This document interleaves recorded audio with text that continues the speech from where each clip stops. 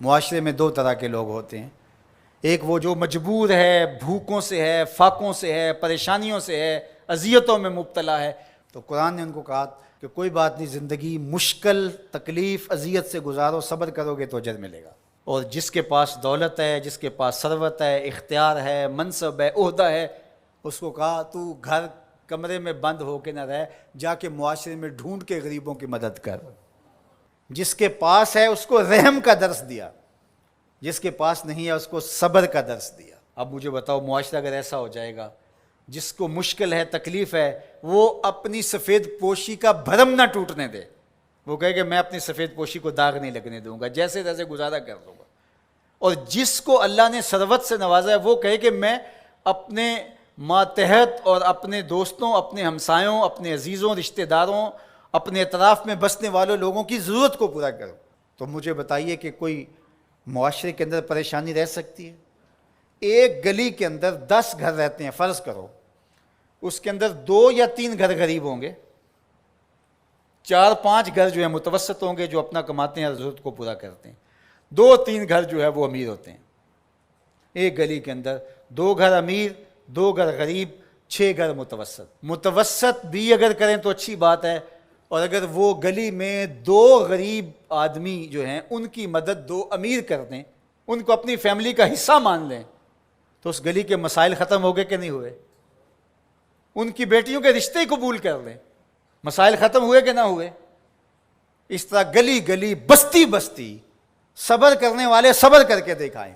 سیدنا علی المرتضیٰ رضی اللہ تعالیٰ عنہ سے روایت ہے، آقا کریم نے فرمایا جو اللہ کے دیے گئے تھوڑے رزق پہ راضی ہو گیا، اللہ قیامت کے دن اس کے تھوڑے عملوں پہ راضی ہو جائے گا۔ اس کے لیے کتنی موج ہے۔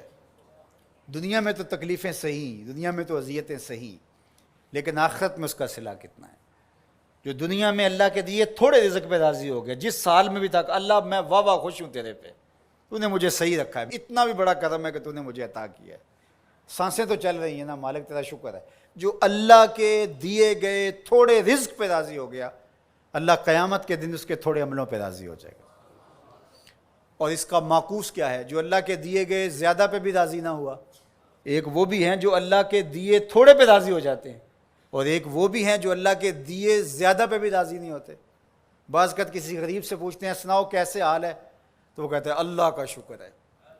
اور بعض اوقات کسی فیکٹری کے مالک سے پوچھتے ہیں کیا حال ہے، وہ کہتا ہے چل ہی رہا ہے، آپ کو پتہ ہے آج کل گزر ہو ہی رہی ہے، اس کی گزر ہو رہی ہے۔ جس کے کروڑوں روپے بینک میں پڑے ہوئے ہیں، وہ چہرے کے اوپر کئی طرح کی لکیریں لا کر کے کہتا ہے بس گزر ہو ہی رہی ہے۔ کتنے لوگوں سے بہتر ہیں آپ جو نان شبینہ کو بھی ترستے ہیں۔ تو اللہ کے دیے پہ راضی ہو جاؤ، اس کی تقسیم پہ راضی ہو جاؤ، زندگی سوکھی گزرے گی۔ نہ راضی ہو گئے تو پھر کیا کر لیں گے ہم؟ اگر اللہ پہ راضی نہیں ہوں گے تو پھر کیا کر لیں گے؟ پھر بھی تو ایسے ہی گزرے گی۔ تو بہتر نہیں راضی ہو کے گزرے اور آخرت کا سودا ٹھیک ہو جائے۔ تو ان کو کہا جو پھنسے ہیں، جن کی گردنیں پھنسی ہوئی ہیں، تم ہر حال میں اللہ کا شکر ادا کرو۔ اور دوسروں کو کہا کہ یہ تمہاری بھول ہے کہ ہم دیں گے تو اتنا کم ہو جائے گا۔ میرے حضور نے 3 قسمیں کر کے کہا ما نقصا مالو عبد من صدقہ، 3 چیزوں پہ قسم کی، ان میں سے ایک چیز یہ تھی، فرمایا میں محمد صلی اللہ علیہ وآلہ وسلم اللہ کی قسم اٹھا کے کہتا ہوں کہ صدقے سے مال کم نہیں ہوتا۔